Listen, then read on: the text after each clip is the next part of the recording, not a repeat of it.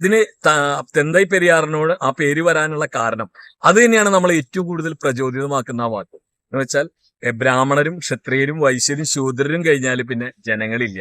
ബാക്കിയുള്ള ജനങ്ങൾ ആരാണെന്ന് ചോദിച്ചാൽ അവര് കൂലിപ്പണി അല്ലെങ്കിൽ പണി ചെയ്യാനുള്ള ആളുകൾ മാത്രമാണ്. കൂലിയില്ല കേട്ടോ, കൂലിയില്ല. ആ ആ ജനങ്ങളെ കുറിച്ച് ചോദിച്ചപ്പോ പെരിയാർ പറഞ്ഞ കാര്യമുണ്ട്. വിരാട് പുരുഷന്റെ തലയിൽ നിന്ന് ബ്രാഹ്മണനും, കയ്യിൽ നിന്ന് ക്ഷത്രിയനും, വയറിൽ നിന്ന് വൈശ്യനും, തുടയിൽ നിന്ന് ശൂദ്രനും ഉണ്ടായിരുന്നാണ്. ബാക്കിയുള്ളവര് അവിടെ തന്തയ്ക്ക് ഉണ്ടായിരുന്നാണ്. ആ തന്തയാണ് നമ്മുടെ അഭിമാനമായ ആ തന്തയാണ് തന്തൈ പെരിയോർ. പ്രചോദനം തന്നെയാണ്. നമുക്ക് ഒരു സംശയമില്ല, തന്തൈ പെരിയോറിനെ നമുക്ക് അറ്റമില്ലാത്ത സല്യൂട്ട് ചെയ്യാം. കാരണം നമ്മളെ ആദ്യം നയിച്ച ആ ഒരു വ്യക്തി അത് തന്തൈ പെരിയോർ.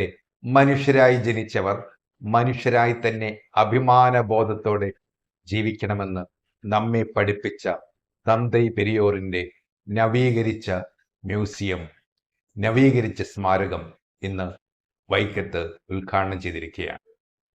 ഈ അവസരത്തിൽ എൻ്റെ ഒപ്പമുള്ളത് ബിജു പവിത്രയാണ്. മുഖ്യമന്ത്രിമാർ സ്റ്റാലിനും പിണറായി വിജയനും തന്നെ ഇതിന് ഇനോഗ്രേഷന് വരുന്നതിനെ കുറിച്ച് അതും ഒരു ചരിത്രമാണ്. ചരിത്രം തന്നെയല്ലേ? രണ്ടും ഒരേ സമയത്ത് നടക്കുന്നു. ഒരേ സമയത്ത് രണ്ട് കീഴാള രാഷ്ട്രീയത്തിന്റെ അടയാളം രണ്ടുപേരുന്ന് അവിടെ വരുന്നു എന്നുള്ളത്. സ്റ്റാലിൻ എന്നുള്ള പേരന്റെ കമ്മ്യൂണിസ്റ്റ് ആണ്. തീർച്ചയായും പിണറായി വിജയൻ തീർച്ചയായും ആവർത്തിച്ചു പറഞ്ഞു കീഴാള രാഷ്ട്രീയത്തിന്റെ വക്താക്കൾ തന്നെയാണെന്നത് ഒരു ചരിത്ര നിമിഷം തന്നെയായിരിക്കും. ഞാനൊന്ന് പോകണമെന്ന് ആഗ്രഹിക്കുന്നുണ്ട്. ഇണ്ടതിരുത്തി മനക്കിൽ പോയിട്ടുണ്ട്. തലമുറകളുടെ പ്രതീക്ഷ കൂടിയല്ലേ ഒരുപക്ഷെ പെരിയാർ എന്ന് പറയുന്നത്. എങ്ങനെയാണ് ശരിക്കും എന്ന് വെച്ചാൽ നമ്മൾ അതിനെ കുറിച്ച് ഓർക്കുകയാണെന്ന് വെച്ചാല് കാക്കിനട സമ്മേളനത്തിന്റെ ഭാഗമായിട്ടാണ് ഐത്തത്തിനെതിരെ പോരാടാനായിട്ട് കോൺഗ്രസ് പാർട്ടി തീരുമാനിക്കുന്നത്.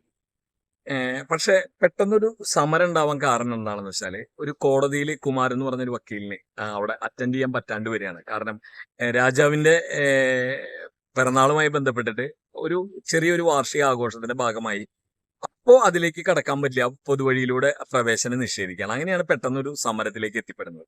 ആ സമരത്തിന്റെ ഭാഗമായിട്ട് ഉള്ള സ്കൂൾ മൈതാനത്താണിത് സമരം സംഘടിപ്പിക്കുന്നത്. ഈ സംഘടിപ്പിക്കുമ്പോൾ ഓരോ ദിവസം 3 പേരാണ്, 3 ജാതിയിൽപ്പെട്ട 3 പേരാണ് അതിലേക്ക് വരുന്നത്. ഏറ്റവും താഴ്ന്ന ജാതിയിലും അതിന്റെ മിഡിലുള്ള ജാതിയിലും അതിന്റെ തൊട്ട് മേലെയുള്ള ജാതിയിലും ഇവർ 3 പേരെയും അറസ്റ്റ് ചെയ്യും. എന്ന് പറഞ്ഞാൽ അമ്പലത്തിൽ കയറാൻ വേണ്ടിയിട്ടല്ലാട്ടാ, വെറുതെ നമുക്ക് നടക്കാൻ വേണ്ടി മാത്രം പൊതുവഴിയിലൂടെ എല്ലാവരും നികുതി പണം കൊടുക്കുന്ന, അന്ന് എല്ലാവരും ഇല്ല, ബ്രാഹ്മണന്മാർക്ക് നികുതി ഇല്ല, അല്ലാത്ത സാധാരണക്കാർ നികുതി പണം കൊടുത്തിട്ട് ആ വഴിയിലൂടെ നടക്കാൻ കഴിയാത്തതിന് വേണ്ടി അതിനുള്ള പോരാട്ടത്തിന്റെ ഭാഗമായിട്ട് നടക്കുന്നതാണ് വൈക്കം സത്യാഗ്രഹം. ഈ വൈക്കം സത്യാഗ്രഹം 24 ആരംഭിക്കുന്നത് ഇങ്ങനെയാണ്. ഒരു ഘട്ടത്തിൽ ഈ സമരം പൂർണ്ണമായിട്ട് നിന്നു പോവാണ്. എല്ലാവരെയും അറസ്റ്റ് ചെയ്തു, ആരെങ്കിലും ഫണ്ടില്ലാതെ വന്നു. അങ്ങനെ വരുമ്പോഴാണ് ടി കെ മാധവൻ അന്നത്തെ തമിഴ്നാട് PCC അധ്യക്ഷനായിരുന്ന, എന്ന് വെച്ചാൽ തമിഴ്നാട് ഘടകം കോൺഗ്രസ് അധ്യക്ഷനായിരുന്ന പെരിയാറിനെ ക്ഷണിക്കുന്നതും. പെരിയാറിന് വരുമ്പോൾ രാജാവാണ് സ്വീകരിക്കുന്നത്. കാരണം പെരിയാറുമായിട്ട് രാജാവിന് ഒരു ബന്ധം ഉണ്ടായിരുന്നു മദ്രാസിൽ പോയ ആ സമയത്ത്. അതുകൊണ്ട് രാജാവ് സ്വീകരിക്കുമ്പോഴും പെരിയാർ പറയുന്നുണ്ട്, ഞാൻ വന്നത് സമരത്തിനാണ്, സമരം ചെയ്യാനുണ്ട്.